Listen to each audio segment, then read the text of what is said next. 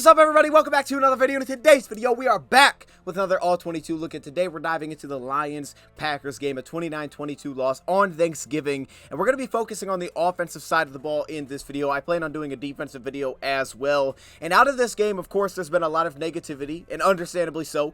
3 turnovers, 1 for 5 on 4th down. You lose at home to a division rival. You're 8-2 going into the game. You just set history. I mean, it's been since 1962 that you were at that record. You're big favorites, and then you lose that football game. It's understandable why there's a lot of negativity coming from this game. I get it. In today's video, we're going to focus on a lot of those bad plays, or where I think things went wrong for the Lions offensively. But there was also still some good. There always is. You know, it's like that with wins and losses. Never as good as you think it was, and it's usually never as bad as you think it was either. So today I'll show some good, but it's also going to be a lot of the plays that I thought, okay, something went wrong here. And in this game, really for offense and defense, I actually thought there was some really good halftime adjustments, specifically more so maybe on the defensive side. But again, we'll get to that. We'll focus on that a little bit down the road here. Today, we're just going to focus on the offense. But even then, of course, the Lions had some issues, specifically up front. I think that's been talked about a ton. So we'll show some of that and really show some specific examples how I thought that happened. But I think there's also some overarching positives that we can pull out of this game, and really recently as well. And I'll just throw some of those out there. First thing would probably be red zone offense. I think the Lions have been much better these last few weeks in the red zone as an offense. They were 3 for 4 scoring touchdowns in this game. The only one that they did not score was the incomplete pass to Sam Laporta, which was really set up by a screen that the defense played extremely well, shut down, got us behind the chains to set up a 4th and 7. So there was that aspect of it. You understood the adjustment of the screens. They were bringing a lot of cover 3 blitz, which is something that we anticipated. They brought a lot of that. They were getting one-on-ones across the front. Lions tried to lean into some screens there, and unfortunately, most of them just did not work. I mean, whether that was tight end, St. Brown, Jahmyr Gibbs, they just weren't hitting. For whatever reason, they weren't hitting. The defense was making a good play. Maybe we didn't make a great play with the ball in our hands, but you understood the adjustment. So the red zone offense as a whole last few weeks, I think, has been a positive. Lions were 7 for 15 in this game on 3rd down, which is not bad, but when you throw in 1 for 5 on 4th down, that's bad. That's bad. Now, one of them, a little bit longer of a 4th down situation. 4th and 7 is not great. 4th and 4, a little bit more convertible. The issue with that is that you're still kind of in passing only mode, it feels like, and when the defense gets you in that spot, there's kind of a problem. And then on top of that, I'm not going to show the fake punt in this video because we've all seen it. Defense did a really good job. They set a really good edge, and they forced Jalen Reeves-Maybin to bounce back inside, and they shut it down. Dan Campbell's like, yo, that was bad. That was on me. I shouldn't have done that. We were down by 9 at the time. We give them the ball, short field. They score a touchdown. Don't get the 2, so it's still only 15 points. But especially when watching it back, it felt more impactful, honestly, just because of how our offense felt like it was fine. We were finding some answers, and specifically, we were finding some sort of run game. To me, that was the key. We started to find some efficiency rushing the football there. I mean, the second half, our first drive to score a touchdown, the run game was on point. It was like, yo, we're not even having to throw the ball. We had a chunk play in the pass game, and we ran the football. And once they gave up that touchdown, they weren't in pass-only mode, but you're going down 15. It's different than down 9, or, you know, if you punt it away and then kind of lean on your defense. But I'm not mad about that one. I won't go down that path again. Like I said, I felt like they kind of maybe had that plan going into halftime, that was something that could be pulled out, and they did it, and it looked like the defense probably didn't give you the best look for it, but overall, they made a good play defensively. Hindsight, yeah, wasn't great. Punt it. You're not going to get it. Punt it. But at the same time, I'm not mad at it necessarily because I don't hate the idea of it. It just did not work for the Lions. So with that being said, let's focus on the offense and some of these plays, and we're going to start off right here with this run game that I thought was, again, pretty inefficient early in this game, and then they started to find something, and they specifically found it, I think, with Jahmyr Gibbs, or not Jahmyr Gibbs, with David Montgomery. I think also stylistically, they kind of had to change up what they were doing and focus on what was working in the first half, which was good. And on top of that, of course, they made a guard change, and K.O. stepped into the game. Now, I'm not saying K.O. was incredible as a blocking left guard for us in this game, but I think it was an improvement over what was going on with Colby Sorstel. It was a rough one for him. It's a tough, athletic interior defense line with a lot of size. It was a tough one for him.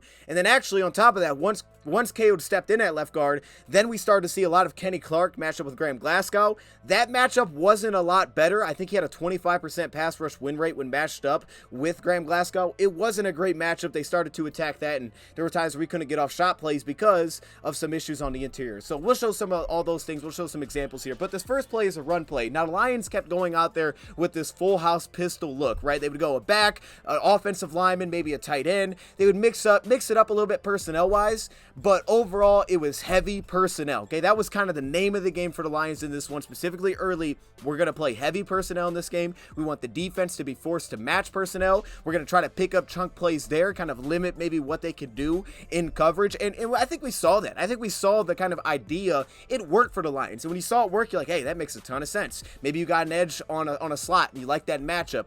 So it worked in theory. It made sense. The Lions did the same thing basically last time they played Green Bay. However, the execution was not consistently there, and that was really the overall issue in this one. So here, you can see they start off in this full house look, then they spread out, and you can see Dan Skipper, he's the 6th offensive lineman on this play. Another shot play we had later, Dan Skipper was in the game, 6th offensive lineman. A tight end, so you're going heavy personnel, just one tight end, one extra offensive lineman.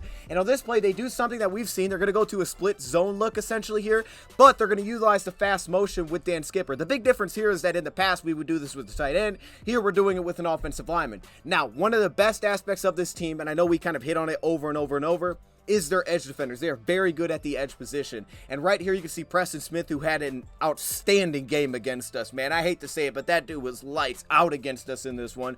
Of course, they also have Rashawn Gary, but then they have depth. They have Lucas Van Ness. They have Kingsley. Like, they had dudes that were stepping in, playing really well there for them at that edge position. And I think that was some of the Lions' idea, was like, okay, we're going to try this, right? Like kind of what we would do with our tight ends, but we're going to do it with an offensive line. We're going to give it a little more size there. Well, as you can see, sometimes it can come down to something slightly going wrong, leading to a negative. And to me, this is the perfect example of it. Their linebackers were aggressive, which is a big reason I thought David actually started to find more consistent success than Jahmyr Gibbs, because David shout out to the sub. I don't know what that was, but shout out to you.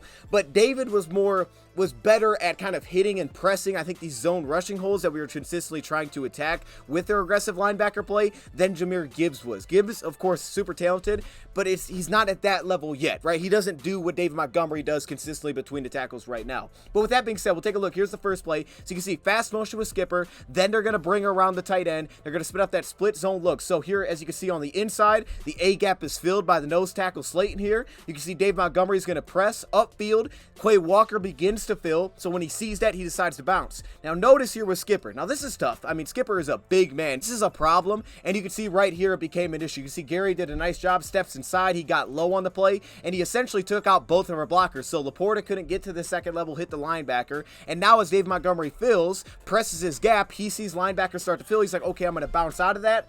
And that's what he does well, but when he bounced out of that, he bounces into a guy on the ground that took out both of our blockers, and you got a negative on the play. Now, this is where the Lions were trying to get their shots, and this is why I thought Laporta would have a big game, because I thought middle field, you know where you can attack Green Bay. It's just, can you attack Green Bay, right? And the key in this one was consistently, I didn't think we were able to attack them, sometimes because of upfront issues. But you kind of know where you want to attack them because you know what they like to do. However, I'll give them credit. We talk about it all the time, but even though they're young in a secondary and they're banged up, maybe they don't have Jair Alexander in this game, they play on a string defensively. They had some massive breakdowns, which I think the Lions saw them again, which they won't. They would be able to exploit after watching this back and be like, yo, these guys are like not even, they're covering, there was a play, and we'll show where 3 guys are covering 1, all right? That's something that happened in this one. But with that, this is where the Lions wanted to attack. We talked about it. The corners, we saw the Chargers attack them there, and of course the middle of the field, right? Those second level throws. Now, I thought that would be bread and butter in this game. Second level throws. It usually is against this team. Although, a big issue with that, one, is they did a really nice job in coverage with getting depth, which they kind of did last time we played them too. And number 2, their ability to get pressure and not allow us to get to those second level throws was an issue. So early down passing consistency became very important in this game, because when they knew you had to throw the ball and they were beating us up front, now things became an issue trying to get to the second level. I think that's why the 4th downs were so tough for the Lions, because of that. And we'll show some good disguises here. But this is what the Lions want to do. 6 offensive linemen, put a tight end, 2 tight ends in the game. You have 1 receiver. Defense matches personnel. They only have 4 defensive backs on the field on this play. You run the play fake. Now notice they're going to pull the offensive lineman to sell the play action here. Again, we talked about it. They like to do a lot of cover 3 blitzing, heavy personnel. You can kind of get them to lean into that, because if they're putting extra linebackers on the field, they don't want them maybe in coverage as much as they would rather have them just rush the quarterback. So Lions may be able to simplify it a little bit. Notice on this play, they're actually going to pull Graham Glasgow to really sell the play fake here. This is something they kind of had to adjust to in the second half. Made a good adjustment to help out their pass protection. But here, they pull the offensive lineman, they sell the the play fake. As we said, cover 3 blitz. You can see they have 5 rushers on the play, only 3 underneath defenders. So with the play fake here, you can see this outside linebacker that would have a flat, but he actually has more room to cover because there's only 3 underneath zone defenders on this play. He bites down with the play fake. Now Goff can look that direction. Here's the key, is the pass protection everywhere else is on point here. They hold up well, and then they can stack it, hit a corner route, and do kind of a concept we've seen a lot of times GM will get big plays on, where, hey, one guy's going to run this deep corner route, the other guy's going to break off. If he dives down, great, we're going over top. If he doesn't, we're going to hit this corner route as long as we can pull the linebacker. And it's one thing that I've noticed some teams don't do as well, that I think that Ben Johnson does really well, is he usually has an option underneath to pull that underneath linebacker. He usually has something there to distract that underneath player and kind of pull him out of the play. Some teams don't have that, I've seen, but that was a good job. Nice little drive there. This was the first drive for the Lions, so it was a good start to the game. What is really the best time of year? The Detroit Lions are in the midst of a playoff push. Christmas is right around the corner, and maybe recently you've sat back and said to yourself, I think I might want to get some tickets to that next sporting event or that concert that's taking place near me. But you've ran into an issue that all of us deal with when buying tickets. One, we don't know what the view looks like from our seat, or maybe you find a really good deal on tickets, and then once you go to check out, you see all these fees pop up, and then you're not so interested, or maybe you just haven't found a good deal that entices you to actually buy those tickets. You're going to have to worry when you are buying tickets to your next big event. Game Time is the fast and easy way to buy tickets for all the sports, music, theater, comedy, events near you. What I love about the Game Time app is not only do I immediately get to see the lowest price, as well as all-in pricing, so I don't have to deal with crazy fees that pop up once I think I'm getting a good deal, but I also love the list/map view. I can see the view from my seats, but I also can easily compare prices with the map view. Game Time is obsessed with helping you find ways to save money on your next ticket. And they have last-minute deals right up to the event start, as well as an hour in to the event start. But not only do they have last-minute deals, they also have sponsored deals and flash deals, which are a ton of fun because you get to slide it and then all of a sudden new deals just pop up. It's super exciting. But zone deals, I believe, are one of the best parts of the Game Time app. You pick the section, Game Time picks the seats for an average of up to an 18% savings on tickets. Game Time guarantee means you'll always get the best price. If you find tickets in the same section and row for less, Game Time will credit you 110% of the difference. Take the guesswork out of buying tickets with Game Time. Download the Game Time app, create an account, and use code DOSE for $20 off your first purchase. Terms apply. Again, create an account and redeem code DOSE, D-O-S-E, for $20 off. Download Game Time today. Last minute tickets, lowest price guaranteed. Here again, their touchdown pass, 1 tight end, 2 tight end, 3 tight end. They have 1 receiver, 1 back on the field. So again, you can see the personnel, they're mashed up. They have 7 guys. As you see on this play, you actually kind of get something open for a second over here. It looks like more of kind of a cover 3 drop from them, kind of in the red zone, and they're willing to do that. They'll play zone coverage here. Again, you get them to match personnel. There's certain matchups that they won't like one-on-one, so that's why you can play heavy personnel. If you have tight ends that can receive, it's a big benefit for your offense. And here you can kind of see, right, linebacker lets it go. Slot sits down with St. Brown in the play, so cornerback drops out, but he kind of sticks with it anyways just because the ball's not even going to go there. It's out too quick. You're in the red zone. You got to make tight window throws, and this was a good example of that. You got Laporta one-on-one with the cornerback, breaks inside. Goff holds the safety for just a second, throws it in there, and that's really actually just an excellent catch from me for that I want to showcase. Look at this catch. That is a beautiful catch by Sam Laporta. This is kind of the thing. I don't want to like walk away from this and be like, man, Jahmyr Gibbs was terrible in this game. I didn't think he was terrible, but I think this is where Dave Montgomery found more of efficiency, more effectiveness in this game, is because the Lions outside zone, don't put it all on the running backs in this game. Okay, we had a lot of lost blocks, which was an issue as well. But at the same time, I thought for us to get consistency, one, we kind of changed up our rushing attack, a lot of pin pull looks, putting the edge kind of in the mix there, getting outside of them, inside zone, duo plays, like getting between the tackles. I thought that led to some consistency as well. But when you talk about trying to play this outside zone rushing attack, that's where a guy like Montgomery could find more consistency in this one. And I think here's really the key, right? We kind of looked at that Raiders game. We said, man, Jahmyr Gibbs, he can be patient. He has to continue to press the line of scrimmage, right, straight, stay square, that we can set up his blocks and then take off. And because he has that burst, he can play patient. Well, when you're losing blocks more consistently like we were in this game, that's where that patience can bite you. And in this case, it kind of did. Now, again, this is a great example I think of. I kind of put it in slow-mo here. You can see he continues to press his gap, but you notice the linebackers have already filled their gaps, right? They're not sitting there sliding, trying to decide where they want to fill. They've already filled, right? right? They're already on blocks right now. So when I'm looking at this, I'm thinking, man, Jahmyr Gibbs, just go. They've already made up their minds. You make up your mind, you go. And you could see the lanes a little bit easier from our point of view than his. That's understandable. And you can see that the defensive lineman probably would have gotten a stop here anyway because he kind of shut off Graham Glasgow's blocks. But you can see he tried to kind of seal here a little bit, and Taylor Decker ultimately loses this block. But I think when you see this from Gibbs, it's like, okay, linebackers this field, let's hit that gap and let's just get whatever we can out of it. He continued to kind of press until Rashawn Gary got off the block. Then he was like, oh snap, I better go. And you get a limited run just like that. This is the first fumble that we had in this one, and this one was close, like Goff said, right? This one could have went either way. And I'm going to show this graphic on the screen right now. We did a show last week, right after the game. We talked about this a little bit, right? Obviously, you know, we talked about the fumbles and the turnovers, and the question was, you know, can we trust Jared Goff? And one of the stats that I showed was this, right? The pressure rate, which really the overarching theme is this is no quarterback is good under pressure. So there's that aspect. And I know a lot of, you know, like sites don't like to utilize pressure and see how players play against it because there's so many variables that go into it. You can't really predict consistency here, right? You can't predict it from year to the next. It's always shifting, it's always changing, and that's kind of what you see with the stats. Now, we know Goff is not going to be elite under pressure. He's just not, okay? Pressure is different than a blitz. He's not going to be elite under pressure because of the fact of he's not really mobile, right? So if a guy is free, you're going to have problems because he's kind of down to one strategy. That's get the ball out of my hands. So there's that aspect of it. He's never going to be elite there, but again, it's always inconsistent, and no one's good under pressure, so let's make that clear.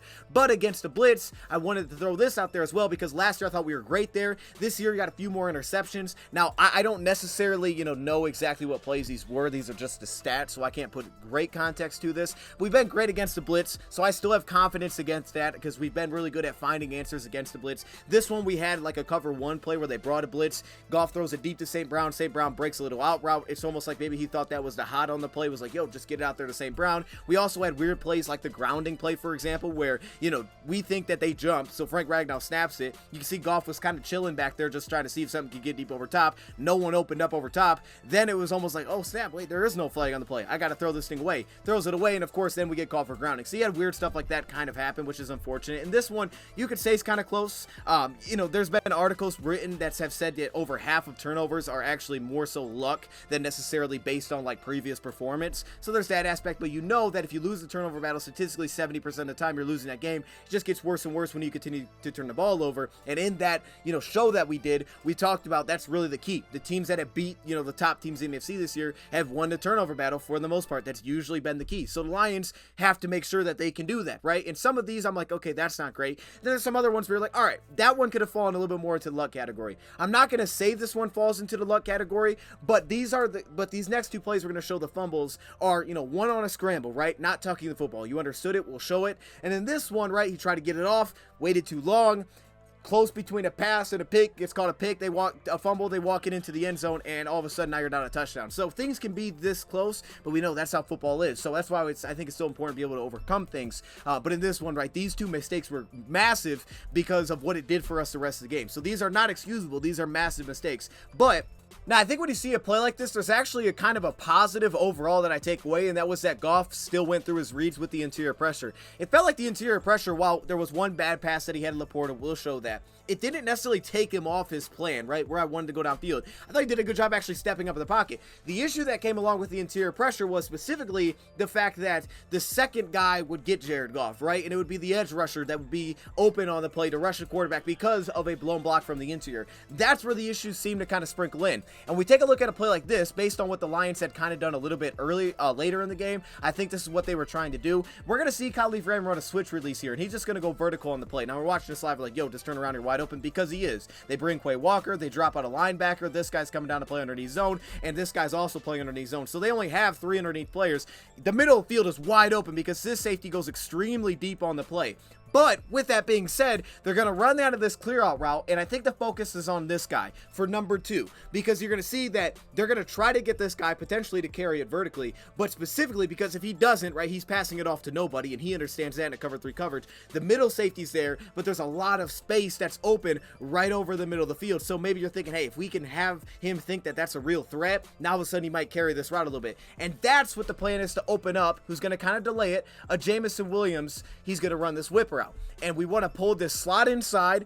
put him one-on-one with an outside cornerback, and then when he rolls outside with it, the slot kind of moves away, doesn't focus on Jameson, then he breaks back inside. Now all of a sudden there's space for Goff to hit that number 2. Now you're going to be like, hey man, the running back is wide open. And I would think that when you're, thinking about it, ideally you would say, hey, yeah, feel the pressure, just get it to the running back. And I think Goff has done a pretty good job with that. Some people at times be like, man, that's bad, man. Look downfield and they don't like it. But the reality is here, in hindsight, it'd be like great to just be like, dude, just get the ball out of your hands. I love that he stepped up in the pocket, but it just unfortunately did not work out. So we take a look at this. The number 1 read is here. Safety rolls down. He wants to go to St. Brown. And like I said, I think this was less about St. Brown being covered and more about the fact that there was pressure right in his face where he was trying to throw it. So we watch on this play. Watch here. 1, 2, plants. He wants to throw it to St. Brown. Feels that pressure, feels the blown block, pulls it down. He's like, I don't want to do that. It's going to hit the defender maybe in the face. So he's like, all right, I don't like that. Here's what I like. He keeps his eyes downfield. He steps up, keeps his eyes downfield. Now he's looking for number 2. That's a usual positive. Where it became a negative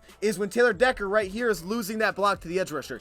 That's when this thing went bad. Because now instead of being able to step up and then say, maybe that's not there, let me now hit the check down. Now all of a sudden you went 1 and 2 does not have a chance to set up. Because as you can see within the timing of the route, the timing is still not there. Now, the slot plays it well. He actually starts to kind of drift back in this play and sort of take away Jameson. I don't even think he knew where Jameson honestly was on this play because he doesn't really have eyes seemingly on him. He's just kind of dropping out. So this could have potentially been there. So Goff steps up, I'm assuming, to try to see if he can look middle of the field, pull that slot because he knows Khalif is just running vertically. He's not really trying to get open. That will ultimately take this outside corner because, again, he's playing the deep third, and once it breaks back inside, now he's passing off to the slot. So the point is that we don't want the slot to be aware of where Jameson is. So now he can look middle and then hit the little whip route. But that doesn't get a chance because when Goff steps up, now he starts to feel Gary, and then he panics and he's like, yo, I got to throw that thing right back to St. Brown. And that's where you get the fumble. He's just trying to throw it at his feet probably on the play. Green Bay's ability to disguise coverage, okay? Now this is a really good example of this. So this was the other fumble play.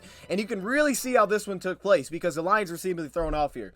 Watch them bring out Jahmyr Gibbs wide. So they have him wide. They got 4-by-1 set up here. Then they motion him back in. Now watch the linebacker follow him. So now Goff checks. I'm assuming he's checking to a man beater. He's thinking, look, they're manned up. Linebackers following Gibbs. We got a linebacker on a tight end here. They're manned up on this play. I'm assuming that's what the thought is here. And he's communicating. Now everybody's relaying the message. Yo, this is man coverage. Great. Okay, we're going to find a man coverage beater. This safety might drop out. He may roll down, but it's man coverage regardless. And then it's not. And this is where Green Bay is tough because they did a great job disguising this, and this is why the third down, they're allowed to kind of open up the playbook. And this is the difference between having a simplified coverage and then whatever the heck this is. So it looks like man coverage. After the motion, still looks like man coverage.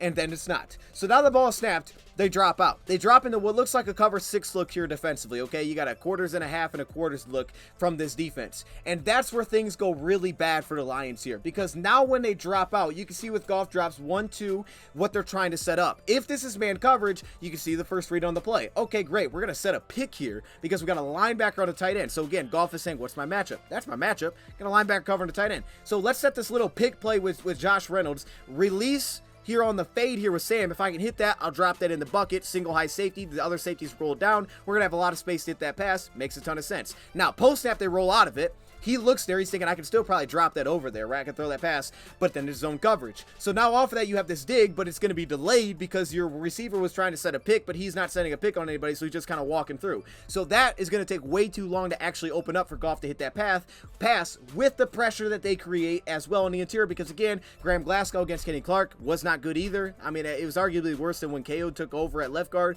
was Graham Glasgow dealing with a guy like Kenny Clark. It was pretty darn bad, and that's an example of that. So you can see now the first read isn't there, and again we talked about it. So 1-2 plants, wants to let that thing go, pick's not there. Okay, now I feel pressure, so now I'm trying to get to number 2, feeling pressure. Love it, keeping his eyes downfield. Now with them dropping out like this, here's the issue.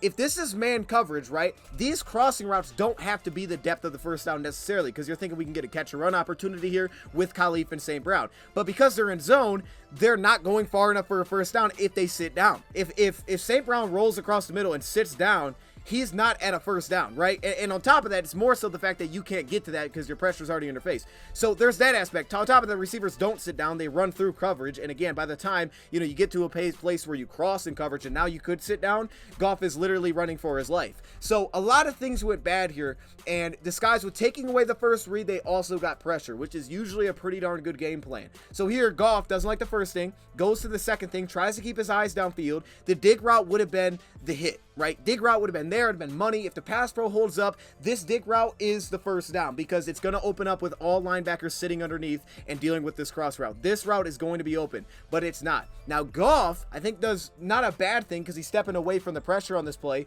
The issue, again, comes with the second guy. I'm about to talk about the second rusher that gets through here, but the first rusher, if anything, I think what it throws off is when Goff is looking for that kind of fade that they set up through the pick, when that's not there, he can immediately throw it to Khalif Raymond with the pressure in his face. He instead slides instead of just immediately dumping that off to Khalif, so the timing is just a tick off there to try and maybe get a catch and run immediately on the play if possible. It's not with the first guy because he's keeping his eyes downfield. He's moving up in the pocket. The issue is second guy because Penei Sewell, watch him here on Gary, boom. Press Smith, he's on the ground. Now it's a problem because now Goff can't step up and look downfield. Now he's got to move. He's like, oh, snap. All right, I got to throw this ball right now or I got to move. Now, maybe he could try a little shovel or something to Khalif. I don't know. I mean, I guess he could have tried it. I mean, maybe something right there. Now he starts moving. Now he starts to take off. Now he's in run mode. All right, there is no pass option here. Again, this dig's going to open up. There's no chance. And because he breaks the first tackle, I think he's feeling himself. I'm about to go get this dang first down. And he does not tuck the ball fast enough, and he fumbles on the play. And actually, this is a better example of that. So you can see again here, first thing's not there. Okay, there's pressure. Let me step up, slide in the pocket, keep my eyes downfield. Let's wait for that dig route. Okay, actually not. And the best case scenario passing here probably comes down to trying to get this to Khalif Raymond somehow on this play. As soon as he steps up, just tossing it out to him. Now, there was a linebacker that would have been on the outside, which would have forced it back inside to the linebacker who dove down to take it away. So again, the dig was what was going to be open for sure and get the first, but no time. Hold up, I gotta go. Now he's going. He's like, oh, snap, I actually broke that first tackle. I can see the first down from here. I'm getting it. No, he's not. No, he's not. And that's the issue. Again, no one's good under pressure. But with that being said, sometimes it's the little things that get you. And in this case, the little things got you. But they actually did two good things there. Now, there was positives. And a lot of times, we do a pretty nice job. Give Green Bay credit. When it's third down, it's a lot easier to disguise coverage because they don't have a run threat. They can show one thing and do something else. They don't have to put a ton of guys in the box. Goff is not going to take off. So the aspect of you can be a lot more creative on third down is why the Lions have been so effective with play action, heavy personnel, because you can simplify what they can do. In this case, here we go, right? Lions like to go empty. So watch what they did. St. Brown's in the backfield. Do short motion, bring him out into the slide. What do we see? Linebacker slide, safety rolls deep. Okay, they're probably in maybe some sort of cover two. Yeah, they're going to go into a Tampa 2 look here defensively. And because of that, St. Brown is aware, just like the quarterback's aware. They check at the line. He sits down, doesn't run through the out, sits down, easy spot route, 6 yards on the play. So, again, they were still good. It's just the idea of being behind a change is never ideal. And then again, the run blocking was not great either. Here the Lions go to kind of almost what looks like a duo counter, but maybe more of a zone counter run on this play. Really, the key is this. You have your immediate double team here, and you can see Colby at the point of attack does not get movement on Slayton. He doesn't push him into a spot where Frank can take it and seal and allow himself to pick up this linebacker McDuffie who's just flying because they're playing extremely aggressive. So because of that, he's got to hang on to this a lot longer than he would like on this play. By the time he gets off the block and tries to pick up McDuffie, you got a problem. He's right in Montgomery's face. So Monty spins out of it, but there's nothing on this play. On top of that, again, their safeties were aggressive. You can see it here. Now, that's a positive because it was a positive for them in this game. Although, when you watch this game, we didn't hit it like we would want to, mainly because of interior pressure. That's something that you would see later in this game, that their safety aggressiveness was a problem because we had opportunities over top if we could have gotten the ball off. There were opportunities set up by their aggressiveness. We just couldn't take advantage of that, unfortunately, in this game because of occasional inside pressures when you needed it most. And then this one was the biggest miss of the game for Goff. To me, it's the biggest miss. It's a bad miss. We need this. And it's more so amplified when you lose like we did. Because now all of a sudden, this 3rd and 2, like, you better pick that up, my guy. We don't. Now it's a problem. Again, there's pressure in his face. No one's good under pressure, but this is a throw we expect him to make. I would expect him to make, and he missed it here. And you can see right when it comes out of his hands, that ball's wobbly right out of his hands, and he throws that high over Laporta. It was a good read, right? He read it very quickly. There was a linebacker, safety, corner, read very quickly. Okay, St. Brown's bracketed in, immediately got off it. He read that fast. He was on time with this. Plants, gets it off good, well here, but the ball got out of his hand wrong, and he throws that high on the play. The defender's hand in his face is likely what forced us to get up a little bit on him on this play. It's kind of like where he didn't throw it to St. Brown because the defender was in his face because he doesn't want to throw it high. And here the ball kind of gets forced to go out high. But again, he'll make this throw. I expect he'll make this kind of throw going forward. That run that looked like it was going to break. And the Lions have had always usually success running against two deep safeties. And this would be another example of it, right? They had an opportunity to make this thing big time on this play with Jahmyr Gibbs. Two deep safeties. The box is a little bit lighter. You have an extra 2 tight ends in the game on this play, and you can see right here, really the key is, right, you try to kind of down block here with Decker, allow Colby Sorso to maybe get in front of this block and allow him to work the zone play, allow him to really press like you usually want to, but because of that, now all of a sudden he gets in front. This is Jahmyr Gibbs to make up his mind and make his decision to cut upfield, and actually it worked out pretty well for him on this play. We picked up 5 yards because the decision was made for him, basically, right? And I actually could have helped out maybe some of the patience there. Now, the issue was really here with Sam Laporta. I mean, away from the ball, you can see with Rashawn Gary, he loses his block, and they come off it, and they stop it for 5-yard gain. Again, the edge rushers played great in this game. Just you're going to see St. Brown's open. St. Brown's open on this play. I'm not sure if Goff thought again, because of how they showed this, they disguising, they're showing it's man coverage. If he thought it was man coverage and decided to go to kind of the boundary side on this play, either way, the route would have been there. It would have been open. St. Brown actually does open up because the pick that they create with JMO actually works really well here. So defense, they're doing everything to tell you man, man, man. Linebacker follows running back. Everything tells you man.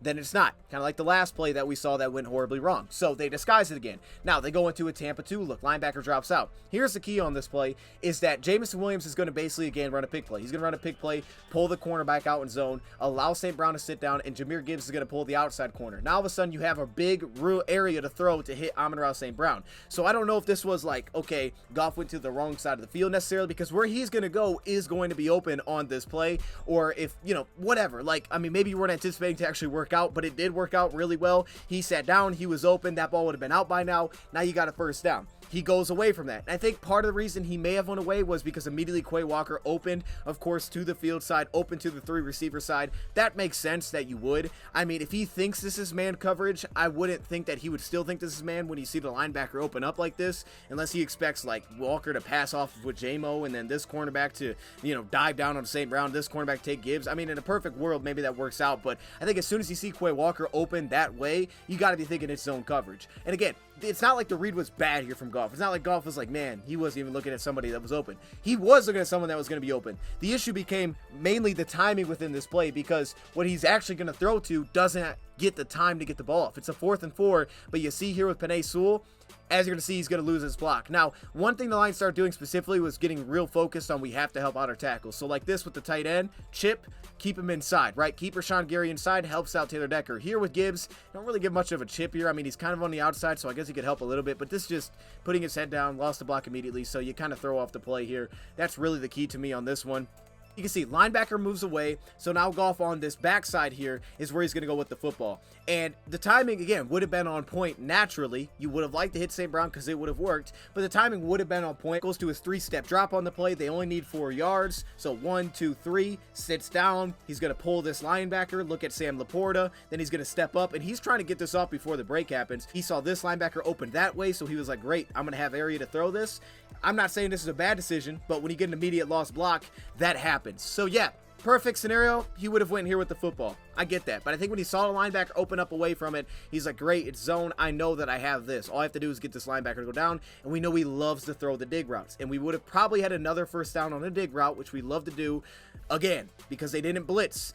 And maybe if they blitz, it's a different scenario too. Maybe he's like, I gotta get the ball faster because they're blitzing. So maybe it was more of that. But again, they didn't, and you lose your block, and that's the kind of thing that can happen. So there you go. And that's also one of the fumbles. Also, I threw this out there too. I don't know that it had much of an impact. I still think the timing was probably where you wanted to be, because again, you can see it within Goff's footwork, right? The 1, 2, 3-step drop, plant, look, pull down a linebacker, hitch, hit the route. I don't think the timing was that much thrown off, but I will point out here with Josh Reynolds, it looks like he got hit in the chin. I'm not saying it should have been, I mean, it could have been, but the point is I'm really focused on the fact that you can see him working with his face mask. Could have threw off the timing a little bit, but again, I don't think it would have mattered, because second half, the Lions had some adjustments. Specifically, I thought how they ran the football. Inside zones, duo plays, pin pull looks became very big part of this offense, and to me, it found effectiveness, specifically with Gibbs, but also Montgomery ran the ball well in the second half, and KO helped us, like this. Now, this wasn't, I don't think, purposely done. He actually trips, as you're going to see here on the edge defender, which ultimately takes out the linebacker, so it works out perfectly, and a springboard's a big run. I guess sometimes it just works like that,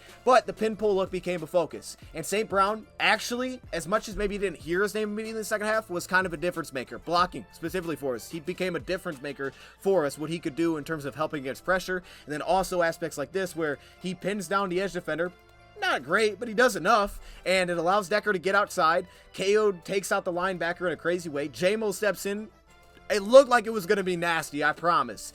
and then he's on the ground. I mean, look, the effort was there, though. He threw himself at him. I respect that. Launches a big run because the safety can't get out there. So he was a 20-plus yard gain. And then again, just like the first half, it's essentially the same setup for an Alliance. Let's attack the corners. Now, the personnel is different. That's the key. We start to see some tempo. The personnel is different. So defense, you see only front six basically players here, extra DBs on the field. The difference is they use St. Brown here, and I was like, why did they do a short motion? Why not just stack it and run the corner? Well, here's why. Because the short motion actually gives himself an ability to help the tackle Taylor Decker here on Rashawn Gary. So you can see right there, they're able to help on Rashawn Gary. They also don't do the play fake. Why? Because they're not as focused on pulling linebackers down because they have extra DBs on the field. So their adjustment is we're going to go receivers. The difference is we're going to use the receiver to help pass pro. We're not going to run the pulling offensive lineman because our pass pro has not been great. And we're not really focused on pulling linebackers down because of the fact of they're not in that personnel. So here you just say, okay, we're going to run a standard play action play. We're going to bring the short motion. He's going to help squeeze the defender inside for Taylor Decker.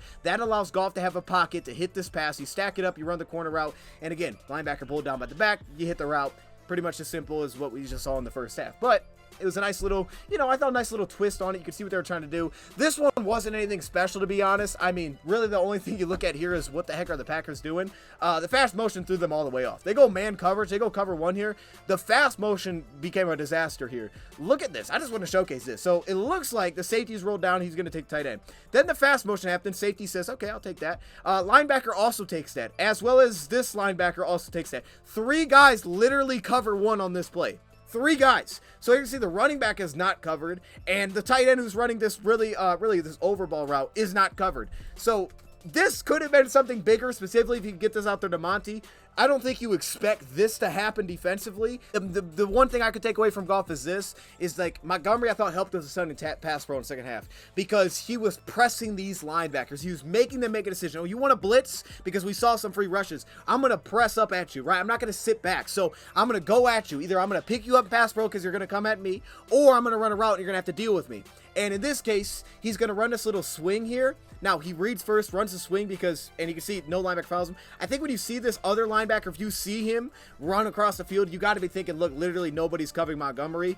I don't think he was at all focused on that. He, again, was kind of going through the progression of the play, and he ultimately came back and hit Reynolds. Now, this route, it would have been great to hit. Probably wouldn't have had a chance because, again, you could see where the offensive line was going. So the only thing would have been hitting Montgomery because, again, the offensive line was getting destroyed right there. So he wouldn't have really had a chance to wait for the tight end to sit down and throw that. And you can't. I think this was kind of the overarching theme from the game is Goff's willingness to go through his progressions, stay on time within the pocket, even with interior pressure, and that was great. But there was definitely, I think, at times some hit and miss in terms of instinctually maybe reacting to what he saw in terms of, okay, this guy moved here. This guy might not be covered on the play. Like some of that I thought at times a little bit post-snap could have been a little bit hit and miss, but definitely going through the progressions, I did like that discipline. Speaking of Montgomery, he ran the ball well. So this was an example of the effectiveness. It's to me, again, the patience as a runner, but also the ability to read the linebacker feel and say, I got to go now. Be playing right off the 3 technique here and KO'd on this play, and he's going to lose his block a little bit late. Initially, he sits on the outside, so again, Monty pushes that, sees the defender's fill, and then as it breaks back inside, he has the sense for the cutback lane. But the cutback lane was really blocked, I think, pretty well here from a guy like Penei Sewell. Frank Ragnow tries to get that inside block, actually picks up a pretty nice block here on Graham Glasgow's defensive tackle, gets him to the second level. Linebacker aggressively fills. Once he sees that, you could also see safety inside the box here. Once he sees that, boom. Okay, now I got to bounce. So he presses, bounces, shoots upfield. That's a good run for Montgomery. And here was something that was crafty. This was a crafty play. It almost looked like zone counter they were trying to set up, but there was so much crispiness to this, I had to show it. Using Malcolm Rodriguez as your fullback and then using this kind of beneath look here from the tight end, this was pretty awesome. So they do the split zone with Brock Wright, but they're going to shoot out Malcolm Rodriguez. So watch this here. Safety's matched up on Brock. So when he goes at the snap, runs this split zone block, safety follows. You pull him out of the play. Now, second thing is this. Malcolm Rodriguez, again, we just said they're probably playing man coverage here in the goal line. So Malcolm Rodriguez shoots out, linebacker follows. So now all of a sudden, he's going to take him out of the play. Now, on top of that, you can see on the offensive line, they do pretty good work here. Now, Montgomery almost seemingly faked like he was going to set up sort of a counter look here, but instead, it's just he's not following the lead. He's just going the opposite way of the lead. You're going that way. I'm going this way. Little misdirection here. You can see the blocks. They get a good seal here. And then Montgomery again. pressing upfield into the line, bouncing, feeling it, bouncing back upfield, and then it's just a great run for Dave Montgomery. He started to open things up in the second half. The 3rd and 2 play, where I say when watching it back, I think Goff missed this more than anything. I think when watching it back on the condensed replay, I was like, oh, okay, no, maybe he was just trying to pull him away from the corner. Again, I like the idea of it with the release, right? You bring Jamison inside, it kind of switched up who was matched up on St. Brown, so it allowed him to win off the line of scrimmage, and it put the cornerback, underneath in coverage. And all I can think is this, with the cornerback trailing in coverage, maybe Goff felt that and said, okay, I'm going to put that over top because I don't want to throw him back. Because if I throw Amon-Ra St. Brown back to the ball and the cornerback is beat off the line of scrimmage, then all of a sudden I'm playing into the cornerback's hands. And we had seen that earlier this year, literally against Baltimore, where when Jared Goff threw it against Baltimore, he almost threw it like short on the play, and the cornerback actually won inside. So when St. Brown, the idea on paper was like, hey, come back to the ball. Well, the cornerback was inside. So when Goff threw it, there was no chance at all. The cornerback had a great position. So I think here, St. Brown beats him off the line, but at the same time, we don't expect St. Brown to run away from a lot of people. This could have been a thought of, okay, I'm going to go over top of the corner, not bring the cornerback back into the play.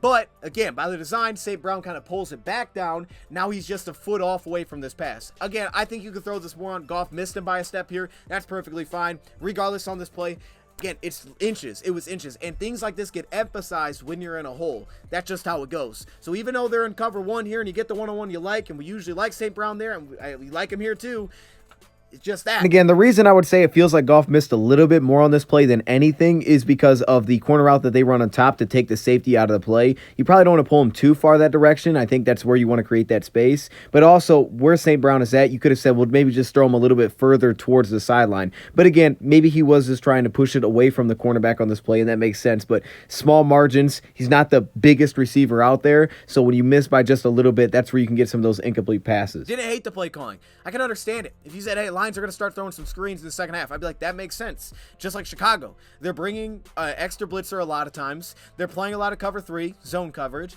That makes sense to me. And if you told me that basically none of them work, I'd be like, dang, that's tough. That's kind of what happened here. And this one just felt weird because, again, St. Brown's in the backfield, which we had already seen once. They used Jahmyr Gibbs in the slot, so they fake it to St. Brown. I love that because everybody's attention should go there. But, again, they're bringing a blitz.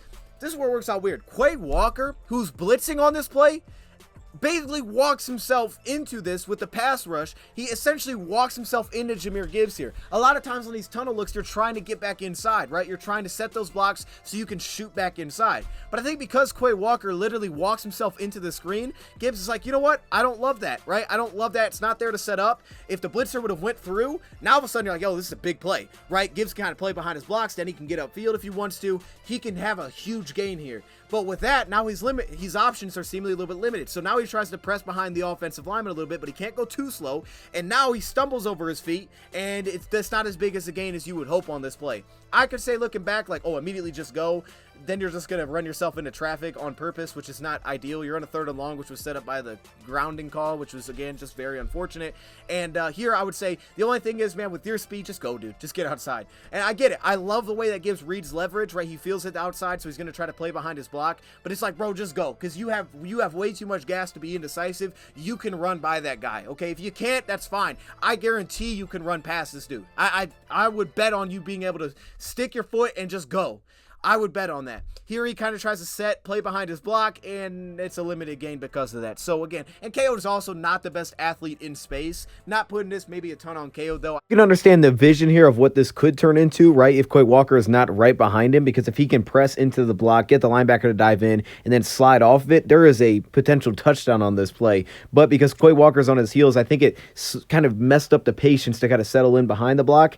And because of that, all of a sudden he starts stumbling over his feet. Back to another situation of another 4th down stop, and this was a 4th and 7 play, and they're going into a cover 3 look, but this time they're actually not going to bring the blitz. So I guess that's the difference here, is they're not going to blitz on the play. But as you're going to see, again, they're going cover 3 here defensively. It was kind of weird to me. The design is very similar to what we took a look at with St. Brown and Josh. So you're going to see it right here, caused a lot of traffic, and you can see what the design would be, right? Josh Reynolds going to pull to the corner, so he's going to take this outside corner out of the game. Then, if they're, again, not blitzing on the play, this outside slot who's going to push inside here, running kind of the pick play just like Jamison did. Take him out of the play. And I think the Lions' real key here was trying to distract this outside slot and then get a one-on-one here on the outside. Either the outside corner dives and we hit the corner route, or he drops against depth, you try to hit this whip route. Because on this play, you can see how the inside slot kind of walks up on the linebacker, allowing St. Brown to push vertically and pull that outside slot corner. I think that was really the key of this play. Now, this created traffic when he carries it, and then they get physical, and that's where you get kind of some mess there for a second. But still, you get that corner route. Because, again, if that cornerback, the outside corner, immediately passes it off and he just sits underneath, and now the outside cornerback just takes the corner route over top, now this may not be open at all in this play. So I think the real key was the detail between the two early there. St. Brown pushing vertically first, and then Josh Reynolds being able to kind of follow him behind it. But the key is to isolate one-on-one on the outside. Off-ball linebacker, and you have this space because, again, the corner route's going to pull the cornerback out of the play. You want to let this set up. And this was a 4th and 7. So, again, you have to get depth. And if you watch on the bottom of the screen, they run this dig route with Laporta. He wasn't even out of his break by the time. I mean, he's getting out of his break as Goff is getting hit. That's how little time they actually had on this play, right? To kind of put that in perspective, you can see it here. Rashawn Gary beats Taylor Decker on this play. You can see with Jahmyr Gibbs, again, you don't really get like a chip there. I would have liked like a chip there. Okay, I don't know. I would have liked something there, I think. Maybe this was like a plan for coverage, like, oh, we're going to pull him out of the play, so now Goff can say, okay, I can hold him here, come back, hit this dig route. Maybe you can try to open up that window. Okay, I get that, right? If that's where the running back's more effective, I understand that. But a chip could have been very helpful. But again, that's hindsight more than anything. But really the key was this, except the same whip route. And it would have been there. You can see you break inside, but that's not where I want to throw the football. Now, looking at this, right, if Goff feels that pressure, you would say, well, just throw it, dude, because you're going to get hit, you're going to be taken down. Just get the ball off and just see if he can do something. But the design is not for him to catch it here. The design is for him to break back outside and catch the ball. We don't want him at the linebacker. We're going to roll him inside. That way he now focuses his attention onto the corner route. So now, okay, now that's there. But as you can see, we can't get to that point. I think he's trying to hold this cornerback to make sure that he drops because he needs to give this receiver room. Because again, if he's breaking inside and a cornerback sitting on it and just like, oh, I'm not worried about this. I'm not worried about this fade. If he sees him throw it to this, he's just going to dive down. It's going to be short on the play. You have to give it time to develop. So he's trying to hold this outside corner, I think, on this play. But when you do that, you just needed one more hitch potentially, and that, or one more tick, and all of a sudden that's the first down. But again, little things, man, and that gets you on that play. There's positives. There's always positives. One of the big ones for me was Jameson Williams beating man coverage on crossing routes. That was a positive. Or a play like this, Khalif Raymond. Pass pro holds up. Look what happens. You man up defensively. Got him. We're going at Nixon here. Beautiful throw. Beautiful catch. First down on the play. Now, I think this was the killer. I think this play alone was the killer in this game because they're going into what looks like another cover 3, which they do in the red zone, as we've now seen. This to me was the killer because this underneath zone defender, watch him stay home. It's something they did really well was they stayed home. Linebackers, they stayed home. Watch him here. They run the motion, but they don't roll across. So this is always the setup, right? We're going to show a fast motion. Okay, cornerback, communicate, pass it off. Now, if this is man coverage, this is a lot better. This is a lot better in man coverage because now if this cornerback is solely focused on, I can't just sit in my zone, I got to cover that guy, and he's trying to carry it across the field. Now, all of a sudden, this probably works a lot better because you put a safety receiver, the guy that would match up with St. Brown would be a linebacker, or you would have to roll this safety down, this guy would have to drop out, which again, would have worked out. But they go to zone, not man. So it doesn't really open up like that. So again, here, when you do this, the cornerback does a great job. He doesn't go with it. He sticks and stays home. So now you have the play fake. You try to pull down that edge rusher. We've done this many times this year. But the cornerback's still there. So now when you throw this pass, and that was the only option on the play, it just does not work out. And now you get a 3-yard loss. And to me, this was the killer because it was a 3rd and 4. You score it here. You got a chance. There was plenty of time. I'm not going to show the last touchdown drive. I mean, there was good in there. But it was quarters. It was cover 6. I'm not even going to show that. That to me was the killer play in this game. Times in this game, like that last play where I stepped back and said, I don't know that we were on top of things in terms of being really good at predicting what the coverage was. And I think that's where issues came into play because defensively for them, if they could show you something and then give you something else like the disguise plays and still get pressure, now you have issues because it's one thing to not have a sense of what they're going into and having to react on the fly with time in the pocket. Now you got a chance to do that. And a lot of times that happens. But when you don't have time in the pocket for the most part, you're pressured about half your snaps. Then at the same time, there are times where you think it's one thing and it's something else. So now all of a sudden, schematically, you're like, you know what? We want to take these edge rushers out of the game. We got to get the ball out fast. We're going to throw a screen. Now all of a sudden, it's like, hold up. If they're not what we're doing, if they're not in what we think they're in, now we got a big time problem. And to me, that's kind of what this felt like. Like, oh, snap. That's a problem on the play. And you can see personnel-wise, they kind of showed man safety over the tight end. You can think this is man coverage. And yeah, that happened. So that's what it felt like in this game, honestly. I didn't love this, to be honest. I mean, I think the coverage was a little more obvious of what they were probably going into here, but I did not love, obviously I didn't love the way it worked out. They didn't really have any options really here towards the field side. As you can see, you know, there's really nobody open on this play. Now, I'll give them credit, you know, back end again, they play on a string, right? So you run the hitch, cornerback, I mean, they pass it off, Nixon takes away the corner. So all the communication, they handle that. Also, their linebackers are usually pretty good in underneath coverage where, like, these kind of, like, late delayed, like, oh, hey, break off, right? Sure becomes a factor right there. Penei Sewell is completely beat immediately. So now all of a sudden you're looking at an aspect of, okay, the backside's probably not in play. You know, there's probably not much here because, yeah, okay, Gibbs, I'll throw it to Gibbs. Well, I can't throw it to Gibbs, right? So now I'm really cut off on the field. I can't sit here and wait for things to develop. And you can see, I think what Goff was trying to do, they run it out, they run a dig. I think he was trying right here once he realized, okay, safeties are just sitting on top of the linebackers. So what's going to happen is if it goes vertical, the safety's going to take it. Ideally, I think you would have said, okay, if we could have got like a post here, right, from Laporta, just a crossing route that would have taken this safety potentially with him. Now we open this dig route, and that's it. And I think one thing that stands out with it doesn't seem that the timing really works on this play. You can see they're running this dig route with the route detail. Hey, let's break it off once we get behind the safety's vision. That way on the play, he won't know where the receiver is. So if we throw this little fake to Sam Laporta, we can then fire it immediately right to this dig route, and he'll be open, and that's where we can create our window against two deep safety. I think the issue comes back to on this play, and again, maybe you're playing into the sticks aspect of it, but the issue is with the timing. When you run this out route and Goff gets the pump fake, you can see that the dig route really isn't in a spot where you can immediately fire it back because the safety doesn't jump over top of the tight end. He stays where he is. Credit to him. He stayed home on this play with this little out route to Sam Laporta. The linebacker just took it because it was underneath. And because of that, the safety didn't move really at all. He took a little jab, but the route behind it wasn't in a position where you could fake it and then fire it. So now once you fake it and you look back and you see that the route's not there yet, there's really no way to continue to stand there and wait for that to open up unless there's no pressure, but there was an immediate blown block. Really wait for it to happen. Now he's got to move. Now all of a sudden it isolates one-on-one with Laporta. And I don't even think this was the worst throw.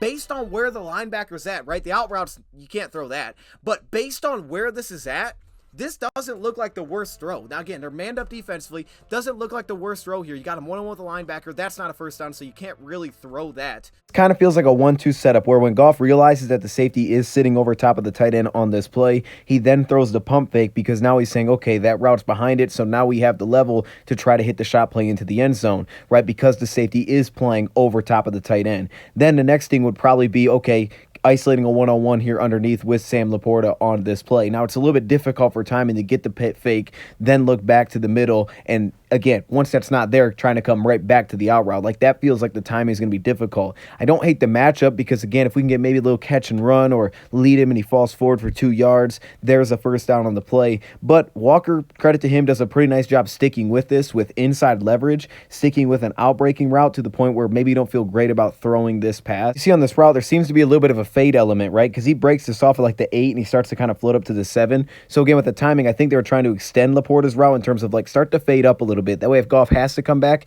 you can start to work your way to the first down against an inside leverage backer. But because, again, of the pressure, now he starts to roll and then you get the extension. I think this was the worst pass. Look where the linebacker's at, right? He's face guarding. He's in front of him on this play. I'll give you a better example. He's face guarding him. So it's almost like Goff kind of threw it a little bit more back shoulder here, and you can see where the linebacker's at. That's probably not the worst place to throw the football. Now, he may have had a slight step, so you could have argued throw it over top, and maybe it was a little bit more of a miss than a decision. You know, like, okay, if we could put a little more top, maybe we could try to drop it in the breadbasket. Goff almost threw this seemingly more as like a back shoulder, like, okay, I'm going to put it behind a linebacker because he can't see it. I don't want him being able to stick his hands up and knock this away. I'm just going to zip it by his ear. And you can see Laporta kind of like is expecting it to be like hey, breadbasket pass, and it's not. It's behind him. He's not even close to making a play on the football here. You can see he's not. His hands aren't even in the right spot to make football. The guy just look where his hands are. The ball flies behind him. So again, he probably couldn't see the ball, to be fair to him. And when it's not a design, right? If that's a design back shoulder throw, you're like, hey, that works out. I mean, he's expecting to put his hands there. But when it's not a design, now you're in the issue of, is Goff going to throw back shoulder or try to lead him? And then Laporte is saying the same thing. Okay, he might be trying to lead me. Okay, I can't see the ball, so I'm just going to stick my hands out. Now it's behind him, and he's too late to it. So it's little things. Little things get amplified when you have 2 turnovers early in the game and you fall into a hole. The pass pro was not great.